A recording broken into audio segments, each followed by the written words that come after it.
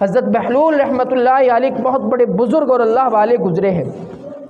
ہارون رشید کے زمانے میں یہ ہوئے ہیں اور بڑے صاحب نسبت بزرگ، بڑے اللہ والے اور بڑے مجنون اور دیوانے قسم کے آدمی تھے حضرت بہلول رحمۃ اللہ علیہ۔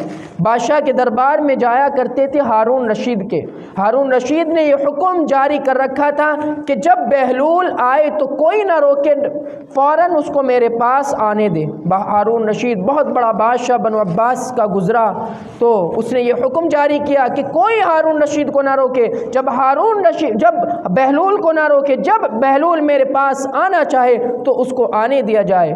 اور ہارون رشید ان کو دیوانہ، مجنون اور پاگل سمجھا کرتا تھا، دوسرے لفظوں میں کہا جائے بے وقوف سمجھا کرتا تھا۔ ہارون رشید بڑا بادشاہ ہے، تو یہ ہارون رشید کے پاس آتے۔ ایک مرتبہ ہارون رشید کے پاس آئے تو ہارون رشید کے ہاتھ میں ایک چھڑی ہے، تو بہلول سے مذاق کے طور پر مزاحیت لفظ استعمال کی اور کیا، بہلول یہ چھڑی لے، دنیا میں جب تجھے کوئی بے وقوف آدمی ملے اس کو یہ چھڑی دے دینا، یعنی اس سے مذاق کیا۔ اور ہارون رشید نے اس لیے چھڑی دی کہ ہارون رشید بہلول کو مذاق، بے وقوف اور مجنون سمجھا کرتے تھے۔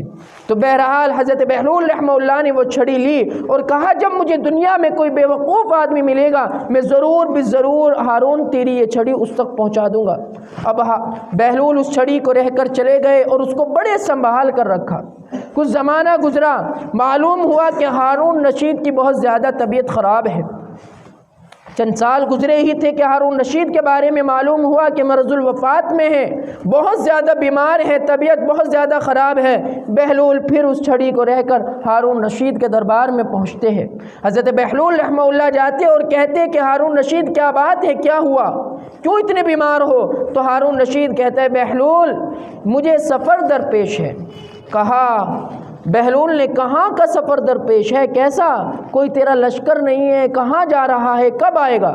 کہا آخرت کا سفر درپیش ہے۔ کہا جب بہلول کو ہارون رشید نے کہا بہلول سے کہ آخرت کا سفر درپیش ہے، تو حضرت بہلول نے کہا کب آؤ گے واپس لوٹ کر بادشاہ سلامت؟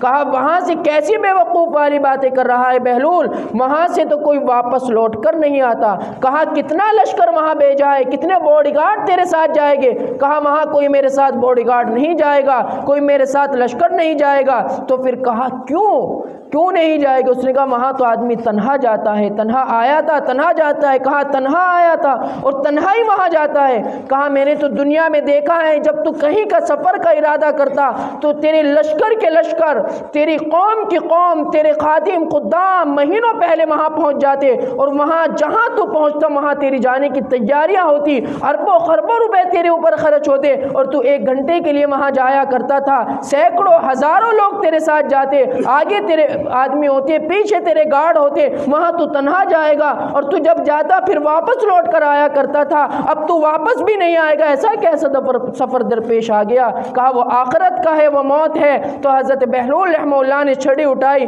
کہا لے ہارون رشید تجھ سے زیادہ بیوقوف آدمی میں نے نہیں دیکھا کہ دنیا کے سفر کے لیے تو اتنی تیاریاں کرتا تھا، کچھ پوچھو مت، کہ اپنے لشکر بھیجتا، وہاں کا معائنہ ہوتا، جہاں تو جلسہ جلوس کرتا وہاں کے پورا معائنہ ہو کر ہوتا، اور مہینوں پہلے تیرے لشکر کے لوگ، تیرے آدمی وہاں پہنچ جاتے، اور جہاں سے تجھے واپس لوٹ کر ہی نہیں آنا ہے وہاں تو نے کوئی لشکر نہیں بھیجا، وہاں کی تو نے کوئی تیاری نہیں کی، تیرے سے بڑا بیوقوف آدمی کون ہوگا ہارون؟ تو ہارون رشید کی آنکھوں میں آنسو آ گئے اور کہنے لگے حضرت ہارون رشید، کہا کہ تو نے سچ کہا، میں ہی سب سے بڑا بیوقوف آدمی ہوں، میں تو تجھے بیوقوف سمجھتا تھا، تو عقل مند اور اللہ والا صاحب نسبت ولی اللہ نکلا ہے۔ تو حضرت ہارون رشید رحمۃ اللہ علیہ کو اس نے اس کے آخری وقت میں وصیت کر رہا ہے بہلول کہ دنیا کا کمانا، دنیا کا اختیار کرنا، دنیا کے لیے سب کچھ کرنا، اور جہاں سے واپس ہی نہیں آنا ہے، جہاں چلا گیا آدمی